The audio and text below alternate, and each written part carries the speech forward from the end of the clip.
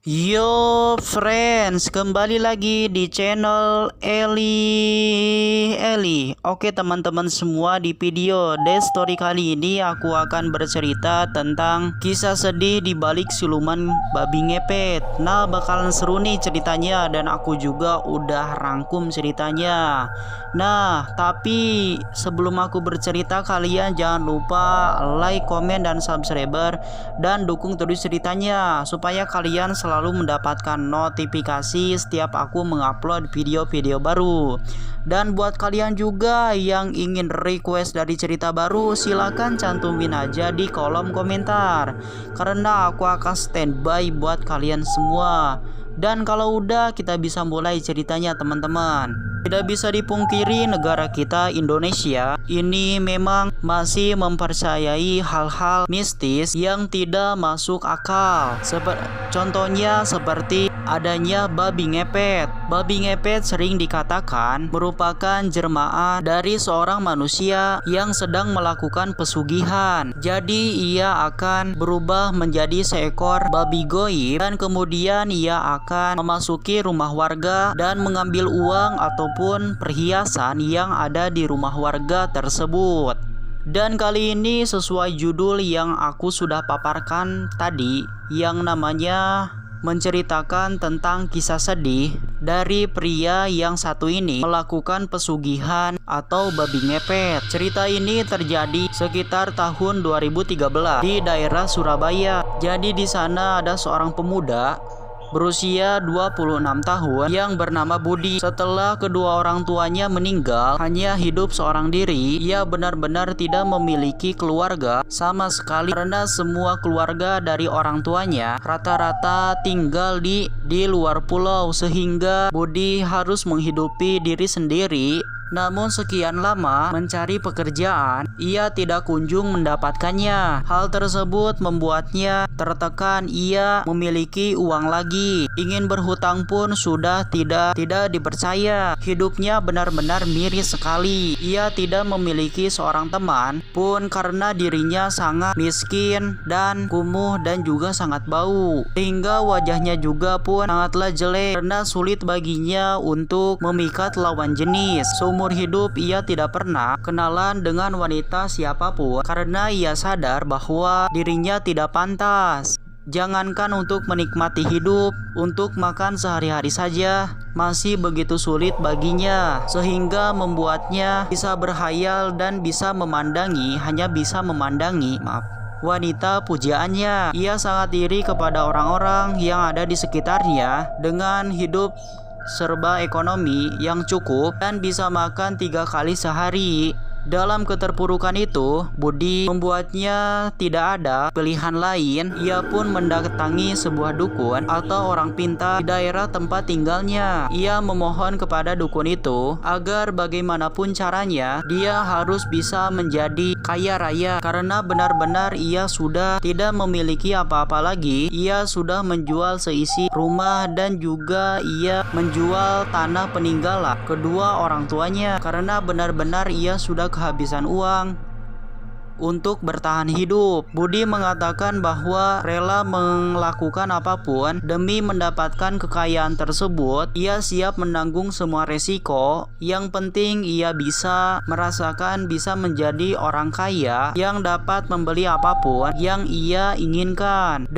Tapi dengan itu ia damai dan bisa menikmati hidupnya dengan berpoya-poya, terutama kepada para wanita yang tidak pernah ia rasakan sebelumnya. Mungkin dengan itu ia bisa hidup damai dan bisa dengan berpoya-poya, terutama kepada para perempuan yang tidak pernah ia rasakan sebelumnya. Sang dukun pun mengatakan bahwa ada satu cara yang bisa dilakukan untuk keinginannya agar bisa menjadi kaya raya dengan cara yang mudah dan juga cepat, yaitu dengan cara melakukan pesugihan babi ngepet. Tanpa pikir panjang, Budi pun menyetujuinya dan ia sanggup melakukannya, menanggung semua akibatnya atau resiko yang dihadapinya, ia juga menyanggupi semua ritual persyaratan yang mana nantinya Budi akan menjelma menjadi babi ngepet, sedangkan dukun akan menjaga lilinnya, dan nantinya uang yang didapatkan harus dibagi dua, sehingga dari itu Budi tidak perlu membayar apapun kepada dukun tersebut. Ia hanya perlu membagi uang tersebut saat mendapatkan hasilnya uang nanti setelah melakukan pesugihan beberapa ritual yang tidak perlu kusebutkan. Akhirnya Budi mendapatkan ilmu hitam yang mana dirinya bisa berubah bentuk menjadi babi ngepet yang bisa menembus pintu maupun tembok, dan hal tersebut hanya bisa lakukannya pada malam hari tertentu saja. Pada saat malam yang ditentukan telah tiba, akhirnya Budi pun beraksi. Ia pun langsung berubah menjadi babi ngepet, dan sang dukun hanya menunggu dan menjaga lilin hingga Budi kembali. Dalam ritual babi ngepet ini, menjaga lilin juga sangat penting. Jika sampai lilinnya mati, babi ngepet ini akan berubah menjadi manusia kembali, dan pada saat itu ia sedang berada di dalam ruangan, maka ia akan terperangkap. Singkat cerita, Budi pun akhirnya berhasil menjalankan pesugihan ini. Ia mendapatkan banyak uang dan benar-benar menjadi kaya raya dengan waktu kurang dari 3 bulan, dan dalam waktu setahun ia sudah bisa membeli rumah dan juga mobil pribadi. Hidupnya berubah menjadi 180 derajat, dan bukannya merasa cukup dengan harta yang telah dimilikinya, dia merasa kurang.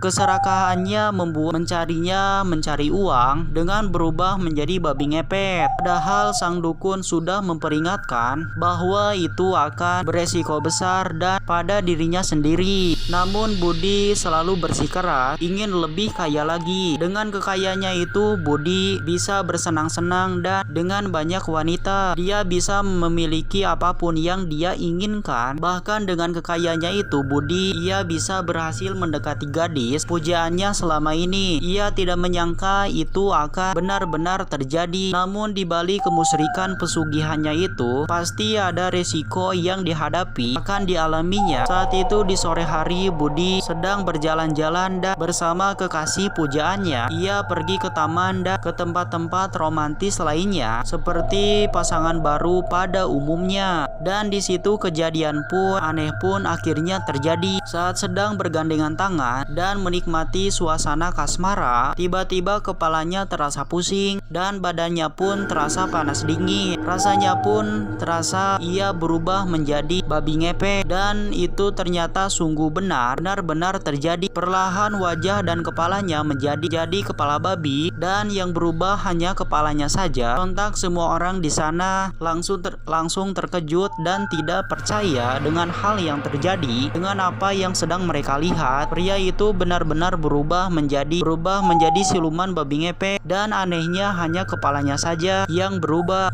Dan yang terkejut tentu saja dengan kekasihnya sendiri yang berada di sampingnya. Ia langsung berteriak histeris. Semua orang langsung heboh dengan penampakan tersebut. Babi ngepet tersebut di tempat umum dan sedang ramai-ramainya. Sontak langsung perempuan-perempuan pun langsung berteriak ketakutan. Belum sempat Budi melarikan diri, para warga yang melihat insiden tersebut talajim dengan sigap langsung menangkap Budi dan langsung mengamankannya. Semua warga di daerah itu pun akhirnya langsung digegerkan dengan kejadian yang tidak masuk akal tersebut. Sayangnya kejadian itu hanya berlangsung beberapa menit saja, dan kepala Budi kembali seperti semula. Setelah diikat dan diinterogasi, si Budi pun akhirnya mengaku semuanya. Ia mengaku ia sudah melakukan pesugihan babi ngepet dan mencari uang dan perhiasan warga dari bank maupun dari warga yang ada di sekitarnya. Pernyataannya itu benar-benar membuat warga geram dan ingin segera membakar makhluk tersebut hidup-hidup. Namun dengan bijak ketua daerah langsung mengamankan Budi dari amukan warga. Untuk sementara ia harus dikurung di dalam penjara terdekat dilihat terlebih dahulu untuk diselidiki lebih lanjut tentang dukun yang membantunya untuk pesugihan ini. Untuk kasus pesugihan babi ngepet ini memang sangat sulit untuk dibawa ke pengadilan karena tidak ada bukti untuk kasus mistis seperti ini. Setelah dikurungan semalaman dijaga ketat oleh warga sekitar, tepat pada saat tengah malam terjadi hal yang mengejutkan. Tiba-tiba Budi menghilang secara misterius dan tidak pernah ditemukan lagi. Sejak saat itu Budi, siluman babi ngepet pun tidak pernah kembali ke daerah tersebut. Namun ada beberapa warga di sekitarnya yang mengaku pernah melihat babi ngepet, manusia setengah babi atau manusia berkepala babi yang sedang melintas di dalam hutan. Diduga itulah akibat karena telah melakukan pesugihan kepada iblis, karena sesungguhnya itu merupakan hal musyrik yang sangat yang dilarang di agama manapun. Kasus ini pun tidak banyak orang yang mengetahuinya dikarenakan warga di sana ditutupinya agar berita tersebut tersebar kemana-mana, dan percaya atau tidak itu tergantung pada diri kalian masing-masing, karena ini bersifat menghibur saja, karena ini sebuah cerita yang bertujuan untuk hiburan semata dan belum tentu kebenarannya karena tidak ada bukti apapun. Nah, itulah saja ceritanya, mudah-mudahan kalian suka dan terhibur. Tapi jangan lupa juga like, komen, dan subscriber dan dukung terus ceritanya. Dan buat kalian juga yang ingin request dari cerita baru, silahkan cantumin aja di kolom komentar. Mungkin sekian, bye bye teman-teman, mudah-mudahan kalian suka dan terhibur.